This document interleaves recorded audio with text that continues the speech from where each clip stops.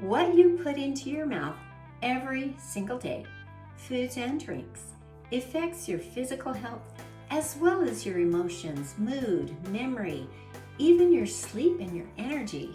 That's why I teach people how to cook with healthy food alternatives and food-grade essential oils. These are game changers when it comes to gut health as well as your mental health.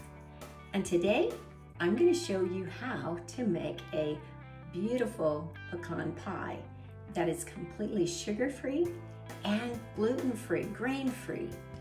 It's amazing too. After watching, make sure you download my free guide, Say Goodbye to Brain Fog Swap List. This is such a great place to start. And then make sure to like and subscribe and ask your questions so I can help.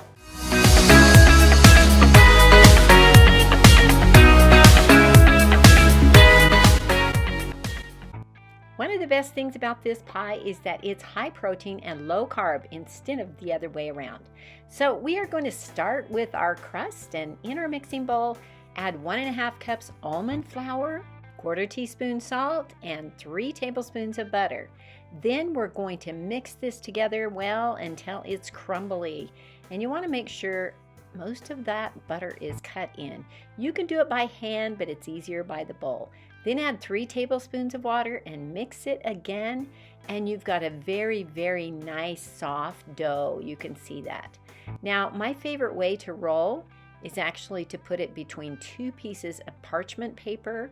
Because it's such a nice soft dough, it moves easy. And you can see that as I'm rolling it, you can actually roll it until it's just nice and round. So I like to just keep turning the paper and dough around so that you can just roll it into that nice round circle. That's about maybe 10 inches. Going into a 9-inch pie plate. Just keep rolling until it's nice and round. And like I said, super simple to do this. Okay. Now, here's one of the biggest secrets to this type of rolling is we want to take the top parchment paper off, place it back on, and then turn it over and loosen the bottom side. This helps it come off very easily. And if you don't do that, you'll find that it sticks to the top and it's a lot harder.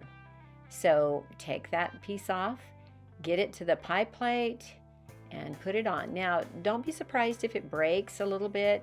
It's totally okay. You will see that this pie dough is so soft. It's easy to mend, and you'll see that I mend it all the way around. So first of all, just kind of turn it under all the way around as you go around. Just turn that dough under and just kind of mend it together. We're not making it very pretty right now, but in a minute we will. The first thing is just to make that edging come together, and so it's pretty uniform all the way around. And after you've got it pretty uniform all the way around, then I like to kind of do a pinching method with my thumb and my forefinger. And you can see that it goes really easy. It looks really nice. And it's simple. It's totally simple. You're just pinching it as you go around. And your other hand is actually kind of pushing up against it, which kind of makes that side very nice and smooth.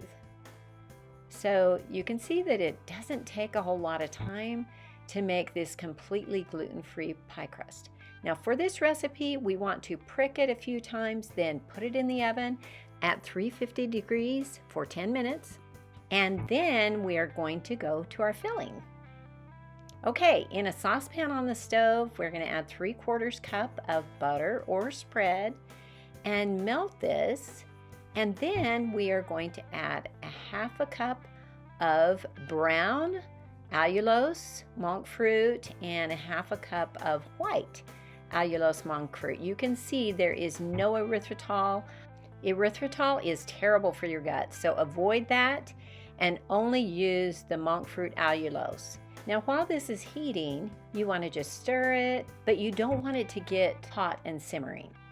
Keep stirring it until the sweeteners have dissolved and it's well mixed. Then turn off the heat and add 2 teaspoons of vanilla, 1/4 teaspoon salt, and 4 drops of copaiba essential oil and 1 drop of ginger essential oil. More than for flavor, these are really, really good for digestion.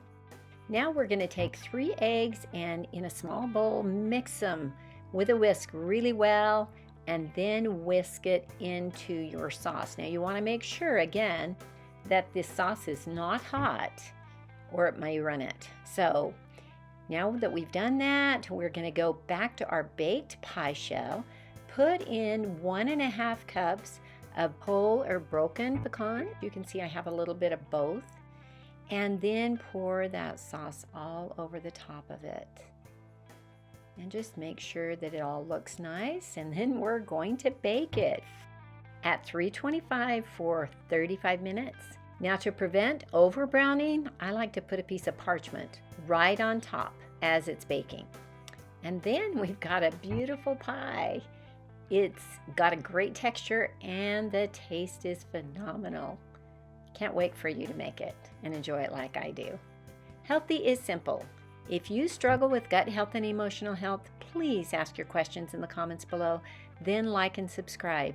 And be sure to download my feed guide. Say goodbye to brain fog swap list below. This is an excellent place to start, so do it now. And thank you for watching.